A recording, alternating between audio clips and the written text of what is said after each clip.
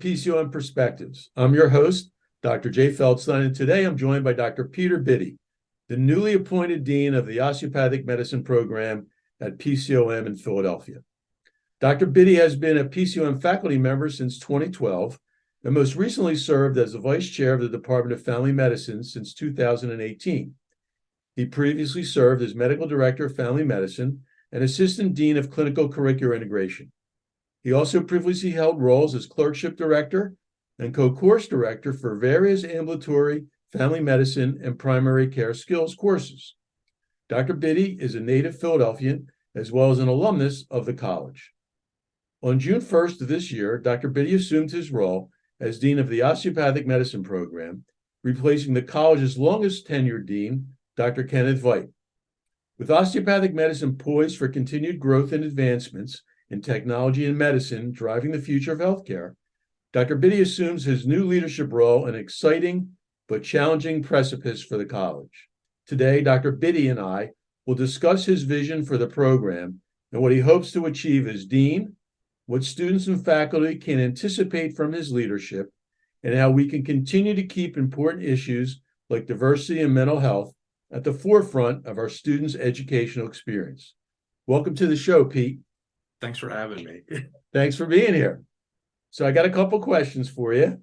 First, congratulations on your new role as dean. Can you talk about your background and what excites you most about this new opportunity? Sure.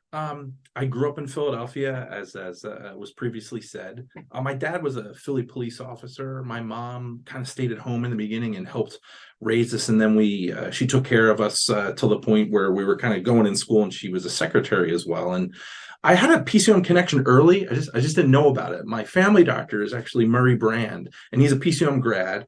And he was the first person I ever shadowed with, and things along those lines. And what ended up happening was I went to Holy Ghost Prep for high school. I went to Duquesne for college, and then I came back to PCOM, and I was lucky enough to meet my wife here. So PCOM has always been pretty good to me from that realm. And then I started working for PCOM. So I started in the healthcare centers. I did my residency actually before that with PCOM, to throw that one in. And what happened was that when I came back and worked, I worked in the healthcare centers. And then I ended up going and working with the family medicine residency again through PCOM.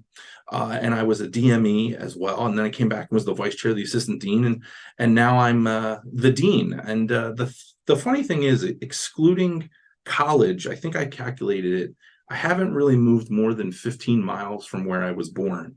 I was actually at St. Agnes in Philadelphia. And the thing that I like about it is it kind of tells people about my roots. And when I kind of think about this, and I don't want to get too much off track, but I kind of started thinking about gardening when I thought about this question. And when I kind of thought about it is, if you have a good set of roots, no matter what happens, if there's storms, if there's trauma, if there's emergencies, you can kind of get through whatever you need. And that's the thing that excites me most about PCOM. I have great roots here. We have great faculty, staff, friends, and my colleagues. I've met my mentors here, Dr. Becker, Dr. Kuo, Dr. Sesso, Dr. Mars, Dr. Veit, Dr. D'Angelo, Dr. Hingley, Dr. McGinnis. I literally could name every faculty member that's still here. And many of them have taught me, and I wouldn't be here without them. So with this great people who kind of tended to my roots and my garden, the exciting part is I get to kind of give back now. I get to tend to the garden of PCOM. I get to serve those who have served me, and I get to allow it to aid in its growth and its flourishing. So you're taking the reins of the DO program, the college's largest, and are succeeding the college's longest-tenured dean.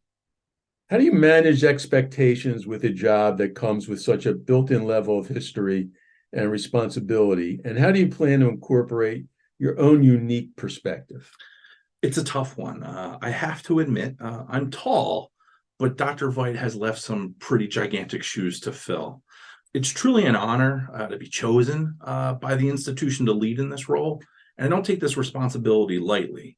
So first and foremost, I just keep reminding myself, I'm not Dr. Veit. Nobody can be Dr. Veit. He's amazing. But at the same time, everybody has their unique approach in life and their decisions.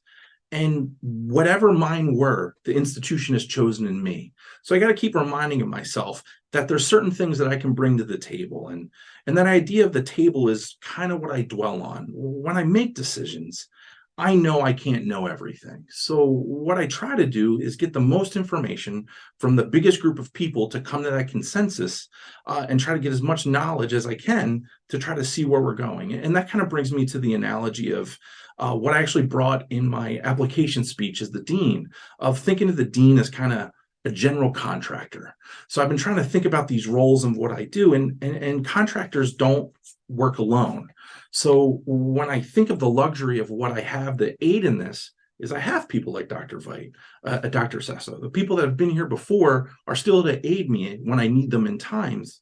But to expand upon this analogy, I go back to this old house, which has been used before in many different things, and even in our most recent digest. And when I think about it, I think the tradition of PCOM is what makes us unique. But my job is to bring us into the future. So when you renovate something, you kind of have two options. You could blow it up. You could start completely anew. It has its perks. All the plumbing is new. All the electrical is new. There's nothing hiding between any walls because, well, you blew up all the walls. But sometimes, and this is just my opinion, an institution like this, you kind of lose the character, the traditions and the institutional knowledge. So whether it's the wood floors, the wood casing, or the moldings that you would think about, those woods, those metals, the craftsmanship, well, it doesn't even exist anymore. So I feel like my role and what I strive to do is to protect some of these things, to protect the things that make PCOM, but I could still bring it to the new, bring us to the new codes, innovate the new things with new technologies, theories, things that were never even existed before when we were thinking of this kinds of stuff, but not forgetting those who come before me and spent so much time crafting it. So the next question is a two-part question. As we know, medical education can be demanding and stressful.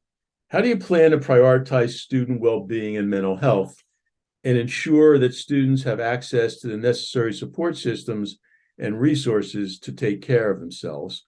That's the first part. And the second part is diversity and inclusion are at the core of what we do here at PCOM. How do you plan to promote diversity among our students and faculty and ensure that the learning environment is inclusive for everyone?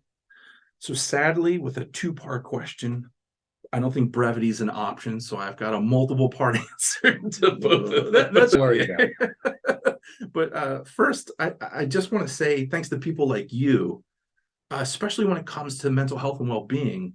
I actually think we have a pretty good program set up. When you think about it, whether you're a student, whether you're an employee, whether you're on campus from afar, we have services that can go to you. But I want to kind of aid in this. So first and foremost, I want to open up some communication lines. My wife's a child and adolescent psychiatrist, so I get a lot of this at home. But I think when you think about anxiety and stress, it often increases with the unknown and that dooming unknown of what's going to happen. So from my end at the COM, I want to make sure the faculty, the staff, and the students know that to the best of my ability, I want to communicate this to you. I want to be proactive versus retroactive in getting out the information about what's happening and kind of what I'm thinking as it affects you in the COM. A good example would be I want to start setting up weekly meetings with just random students and faculty, go out to get a coffee or something in the cafeteria, and just kind of keep my finger on the pulse of what's going on and how can I help. Likewise, I want to collaborate and expand with many of the amazing things we currently have on campus. We have community wellness initiatives. We have mental health and wellness task force. We have a whole psychology department. We have a positive psychology school. All these things, I think, in collaboration can be brought to the table and kind of expand upon them on the COM level. When I think about it, one of the examples of an early thought I had was to set up some small group opportunities to kind of have people that are in similar situations kind of get together and realize, well, we're not alone. And sometimes you can learn from those types of people, how they're dealing with things that kind of help you. And last but not least, it's been a crazy couple of years coming out of COVID and where we're currently at. And one of the things that I think the COM has that's so unique is we have students and faculty that participate in different mentoring groups. And I want to expand upon these. And I kind of want to set up some times where in those mentoring groups, you can have wellness initiatives occur. When I kind of think about it, I tell students all the time that 1 hour a day, at some point, you have to do something that makes you feel human. We have tough jobs. As physicians, you see terrible things sometimes. And if you start to lose that grounding, that central part of your life, you start losing yourself. So that's my way of building that in. When it comes to the diversity and inclusion area, I think the idea of the question of saying core is really the key part there. I don't think diversity and inclusion works where you're kind of making a small section here and there. And I think PCOM has done an amazing job at allowing it to permeate through everything that we do. And as a comm dean, one of the areas that I do have oversight of is the curriculum. So I plan to support and allow for intertwining of these topics throughout the curriculum and the continuum, as well as bring it into the realm of both faculty and staff development. Also, as I stated before, well, I don't know everything. So luckily, actually, Dr. Marcine Picaron-Davis actually contacted me recently and helped nominate me for a course at Penn State that is doing a holistic reimagining of recruitment, mentoring, and retention of racial minorities faculty. And I'm actually going to be attending this symposium in the fall to get some new information on that. And then last but not least, I have to give a shout out to our healthcare centers. I work in them. I'm not going to lie. It's probably the highlight of my week from time to time when I get to see my patients and work with the students. But I think diversity and inclusion is done so well at the community level. And in Philadelphia, we have a unique experience of our healthcare centers. So I want to continue to build upon these and work with our community wellness initiative groups, as well as increase our student interaction within the community as well, because that's the people that we serve. And I can't think of a more diverse and inclusive community that exists. Great answers. Thank you. Thank you. If you don't mind, I had a couple questions for you. I don't mind. All right. So one would be, what do you think are the biggest opportunities for PCOM over the next 3, 5, or 10 years? And then at the same time, what about some challenges? Got a week? I have as much time as you want. Okay. Well, I think from an opportunity standpoint, we have the opportunity, from my perspective, not only to be the best osteopathic medical school in the country, but just the best medical school in the country, to turn out the best doctor and healthcare providers that we can, whether it's a DO, a PA, a pharmacist, a clinical psychologist, a PT, whatever our programs are, just to really strive to turning out the best educated healthcare professionals we can. And we have that's not to say we don't do that now, but I think it's really a chance to do it and tell the story nationwide. I think we have an opportunity to go beyond being a regional player in terms of Pennsylvania, Mid-Atlantic, and Georgia and the southern region, but really to be a national player. And we're going to have to be, because over the next 3 to 5 and 10 years, one of the challenges is there's less people going to college, and there's going to be less people to applying to health professional schools.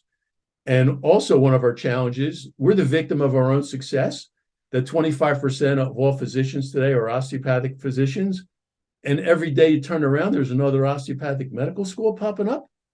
And part of the challenge is, are we going to have clinical training opportunities for them as undergrads? And are we going to have enough graduate medical education? And I think one of the things we're trying to do successfully is, how do we ensure clinical rotations and graduate medical education? And whether it's in Philadelphia or in Georgia, we've got to continue to have solid clinical partnerships for experiential learning and graduate medical education. And if that goes beyond clinical core campuses to where we actually are financially invested as limited partners, like we did with Chestnut Hill, we're going to continue to grow that. And I think we've got more opportunities in Pennsylvania and a lot of opportunities in Georgia. And I also want us to grow our clinics or our healthcare centers, both in Philadelphia, and to create 1 or 2 in Georgia.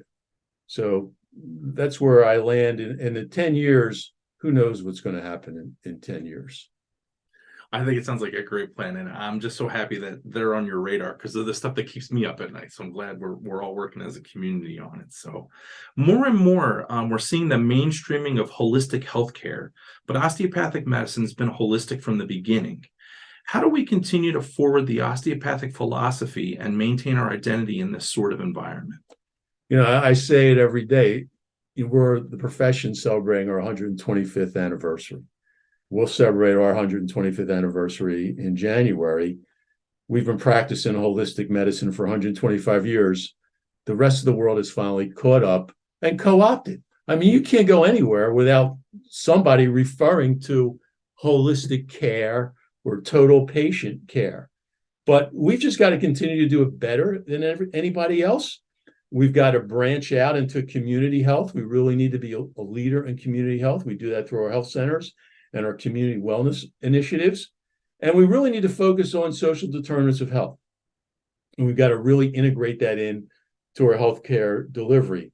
Obviously, want to continue to teach and have people practice osteopathic manipulative medicine, and just expand and practice more what we preach and drive more preventive medicine into holistic medicine, whether it's diet, exercise, mental health, sleep. I mean, the foundations of health need to be incorporated into holistic care, and we need to concentrate on that.